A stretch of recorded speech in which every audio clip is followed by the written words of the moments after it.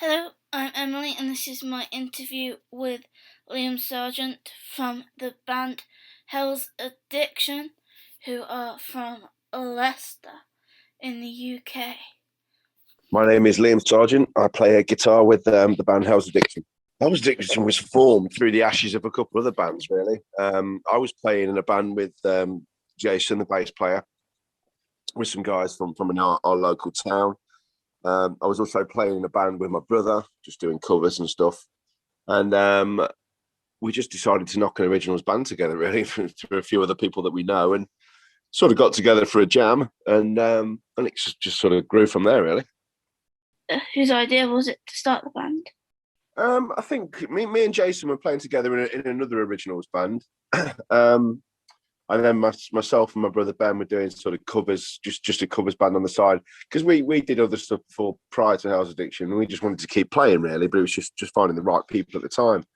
I think it was Jason that came to me and said, "Oh, the band that we were doing together sort of came to an end, and he wanted to carry on playing," and sort of said, should we see if we can get a few lads together and see what sort of noise we can make." And that's pretty much where it came from, really. Just chucked a group of guys together in a room, and that's what came out. Where did the name come from? I think that was Jason again, to be honest. We were all trying to think of names, and I think we might have had a couple of names prior to that. I think we may have even done a gig under the name of Motherload at some point. And I think Jason was out jogging one day, to be honest. Of all things, and I think the name just came because we all like to party back in the day a little bit, and I think we're always known as a bit of a nightmare band, really. Well, not a nightmare band. We all like to beer and various other things, and so that's where the name came from, I think. Why did you pick rock as the genre of the band compared to like indie? Okay. I just think that's the background we all kind of came from. Well, no, saying that, I mean, my brother, he kind of grew up listening to Slipknot and sort of new metal type of stuff. I think that was just his age at the time, really. That was the in thing. I was brought up with classic rock stuff, really, through my dad. Myself and Ben, our dad played in bands years ago, so I was kind of brought up on Deep Purple and Sabbath and DC and all that sort of stuff. So that kind of, when you're a kid and you're around that, it's not cool to like what your parents like, but it kind of just gets ingrained in you, I suppose, to a certain degree. Jason, from a very similar background to myself, he kind of grew up with a classic rock stuff, 80s rock stuff, the Beatles and stuff like that. Dan, the guitar player, Dan's just a massive sort of 80s rock fan, really. He ranged Guns N' Roses, Skid Row, Love Hate, all that sort of thing. And then Luke, the drummer, he kind of came from almost a punky kind of metal background, really. He grew up with like Blink-182 and Linkin Park and Metallica and stuff like that. And then obviously we all got together, and he's kind of found a bit of a love for kind of classic rock and 80s stuff as well. So everybody kind of brings a little bit of a different angle to it, but it's mainly everybody kind of is sort of ingrained in that rock sound, really, as such. Yeah, and you can hear your influences come through in the band as well. Yeah, I think that's quite nice. There's kind of that old school rocky sound, but there's that modern, there's a bit of a twist on an 80s modern edge as well, kind of. So yeah, quite like that. So you play the lead guitar. What made you pick? Why the guitar? I don't know. To be honest, I don't think it was just like a. Was it a happy moment sort of thing? Yeah, maybe just. I mean, my dad, he used to play like Hammond organs in bands, and I always thought that was a really cool sound. And I'd love to be able to play the piano, but unfortunately I'm useless.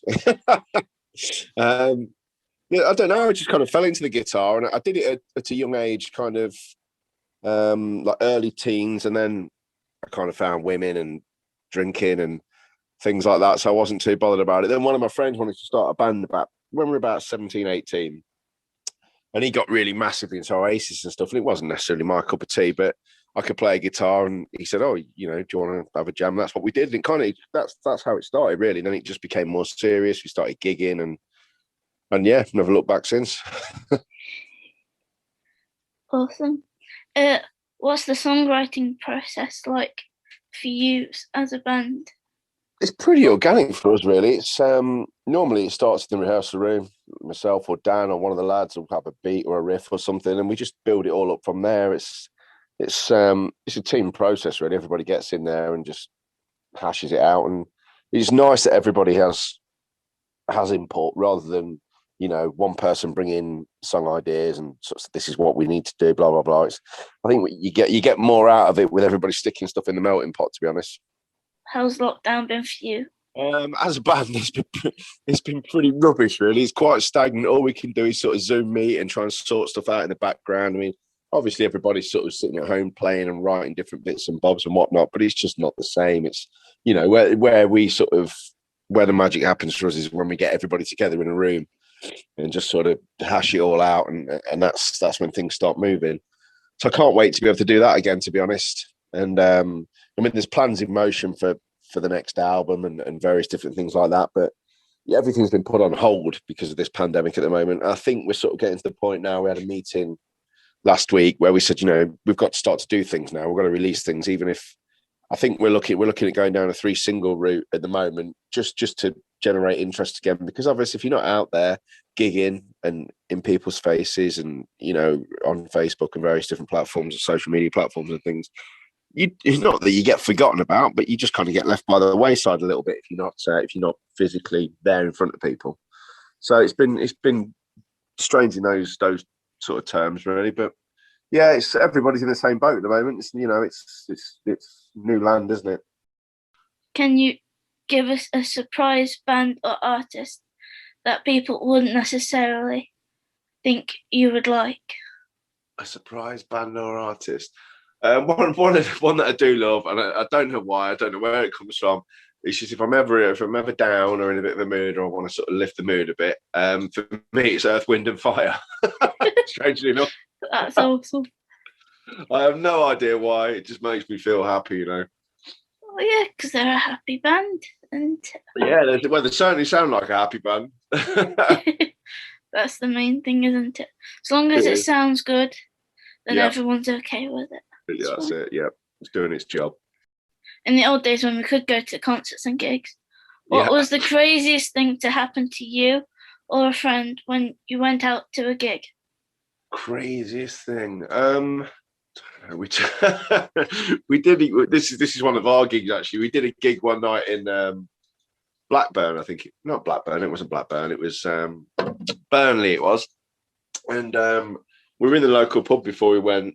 And one of my brothers, well, he's one of my friends as well. One of my brother's friends was in there, and he's a big Manchester United fan. And no, it wasn't Blackburn. We were going to Glossop. Sorry, let me get this right. And so Barney had quite a lot to drink, and my brother turned around and decided to invite him to the gig. Do you want to come? Well, obviously, he 10 sheets to the wind, so he's like, yeah. So we took him to Glossop. We played this gig. Barney got absolutely smashed. He was already steaming anyway. And then decided to proceed to be sick out the van window on the way home as we were driving over Snake Pass. And it was a very windy night, and let's say I got a face full of sick. Let's put it that way. Oh, nice. Wasn't my proudest moment, and he still laughs about it now. Yeah. At least you're still friends, so that's well, yeah, close. Well, you were closer after that moment, anyway. Well, that's true. What has been your favourite song that you've written so far? That's tough because we've got there's 9 tracks recorded now for what was going to be the new album that ready to go. But we've been sitting on for a while, obviously before when the sort of pandemic started. So there's a couple of tracks in 3 tracks in there that are really, really good tracks. There's one called Upside Down, which is a firm favourite with all of us. Yeah, possibly that, maybe. What albums are you looking forward to that are coming out this year? Do you know what? I haven't even got a clue. I do look around for new music, and I do like a lot of new music, but I've not really got my finger on the pulse of what's coming out and when it's coming out, to be honest. I just try and get on, obviously Spotify and Amazon and stuff like that, and have a look around. And I like the way how it links you through to other things that you've never heard before, and I quite like that. So yeah, I mean, I found a few artists on there, bands like Black Coffee, and what are the bands that I came across? Loads, and I can't even begin to tell you. I mean, hopefully we'll be releasing something this year. I know the Scam Boys are released. They're just releasing intra EPs at the moment. All these guys are kind of bands that are like our level, really. And obviously, like before this pandemic hit, we were traveling around gigging, and we'd all see each other on the road a lot. It'd be like us, Scam, Dead Man's Whiskey, and Stonebroke. All these kind of bands that were knocking around the scene. So I'd imagine everybody's gasping to release something ASAP, to be honest. I bet everybody's got something in the bag, just waiting for the right moment. Yeah, and of course you were going to be on tour as well. But then, of course, the pandemic hit. So now that's pushed back to next year. Yeah, can't wait to get out on the road again, to be honest, get some normality. It's I think everybody's crying out for it, to be fair. Yeah. It's just a waiting game, and everybody's in the same boat. Nobody's doing anything differently. It's people keep booking tours, and I keep seeing them advertised, and all of again they get cancelled or they get, put back, and we've just got to play the game, haven't we, and just wait for it to all blow over a little bit, I think. Yes. Then if it pushes back, we'll have time for new music as well. So exactly. Yeah, there's pros and cons to it all. I just want to be able to get in because we're this lockdown at the moment. I just want to be able to get in the rehearsal room so we can get writing again and get producing stuff again. Yeah, and I can't wait to hear it. Thank you very much. Yeah, I can't share it with everyone. Yeah, brilliant. That's great. So, thank you again for doing the interview with me. No problem, Emily. Thank you for having me on. It's okay. I know you're a busy man, so that's thank you. It's been a busy few weeks, but hopefully it's settling down a bit now. Thank you, Liam, for giving up your time to allow me to interview you. Don't forget, the band is called Hell's Addiction. Check them out. And Spotify them, YouTube them, Facebook. Check them out on Facebook, Instagram, Twitter.